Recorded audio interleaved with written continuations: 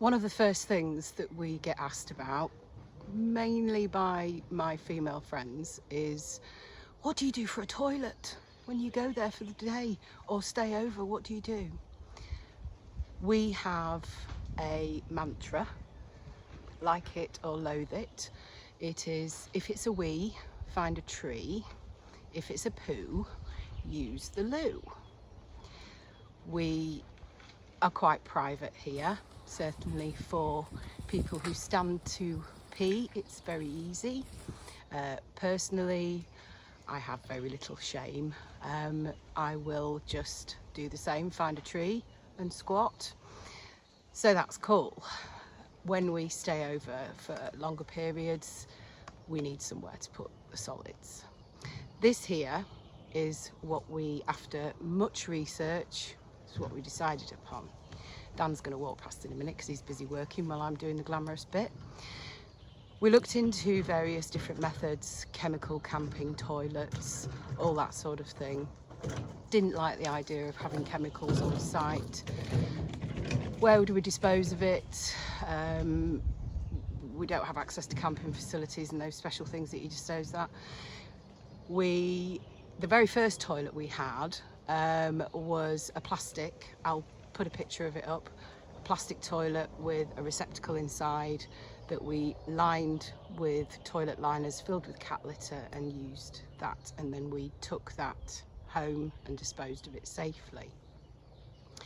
We knew we needed something more permanent. We looked into tree bogs, if you've heard of tree bogs. They're absolutely fabulous. We've used them when we've been on glamp sites, the off-grid sites, things like that. They are absolutely great. We realised though we would need a structure. That can bring issues with planning permission because it's got to be movable, that sort of thing. If you look into the planning, make sure you do your own research. We also realised that we didn't need anything that large. We do have guests here, but it tends just to be the two of us. And to have a toilet just for solids, we wouldn't need something that big, that elaborate, that would take that much work to put together.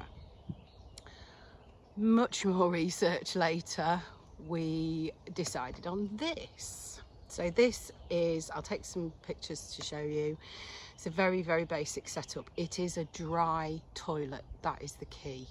If you know anything about compost toilets, it's the liquids that are the problem. We do not put liquids in this, ever. It is made of scaffolding boards that we scavenged, and our old toilet seat from home that needed replacing. It's basically a box over ground to raise the seat, so it's high enough to sit on and be comfortable. And then below it is an identical box, well, not identical, it's actually bigger, made of scaffold boards as well, so the two fit together, but the bottom one is underground. What we then did was dig a hole, obviously, pop the bottom one in. We then put a layer of earth with worms and the usual good bacteria. We layered it with activated charcoal as well. We do make our own charcoal on a very, very tiny scale here, so we were able to do that. And then we started using it. Now, how do we use it? Well, obviously we sit on it, do our business, but what do we do next? We have, first of all, probably the most important thing is moisture-free toilet roll. So just in a basic container that I can guarantee stays moisture-free. So that sits next to it and is replenished as required. When you've finished, how do you flush?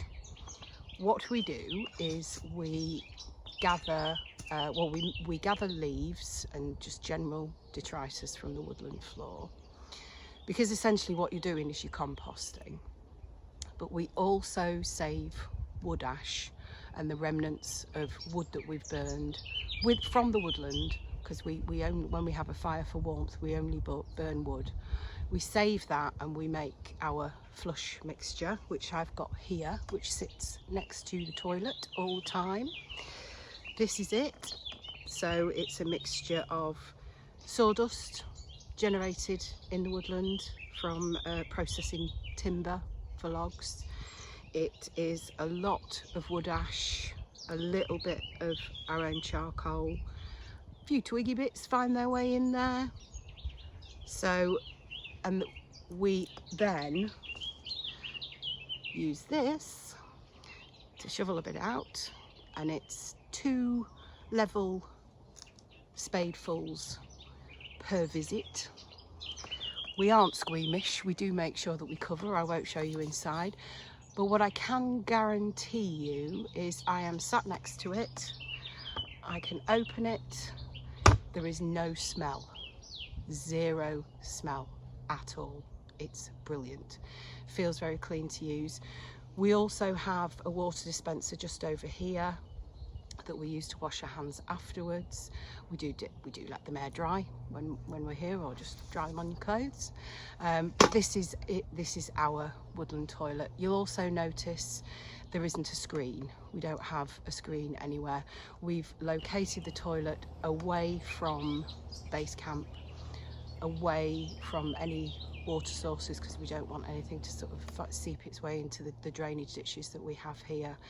It is in a very private, thicketed part of the wood, and quite frankly, if somebody that I didn't know, a trespasser, decided to walk through at the moment that I was on the throne, I suspect they may be more embarrassed than me. At the end of its life, so when the base container is full, which I've been monitoring it, a bit of a disgusting thing to do. It's been in use for about 18 months and it's not even a quarter full. We have a lid for it, so we will take the top part of the toilet off. We will put the lid on and screw it down because it's got to be rat proof. This is a big thing, a big reason why we use scaffolding boards. We've never had any rat ingress. They have nibbled a bit, but nothing much over the time we've used it. Screw the lid down and then leave it for the required amount of time that human manure takes to be safe to handle. Then what we will have is fertilizer for the fruit trees, whether here or at home. We essentially have our own homemade compost. So that's the woodland toilet. Please let me know what you think in the comments. I'm sure we've got a few things wrong. I don't know whether we do it perfectly, but it certainly works for us, and it is, trust me, a beautiful way to do your business.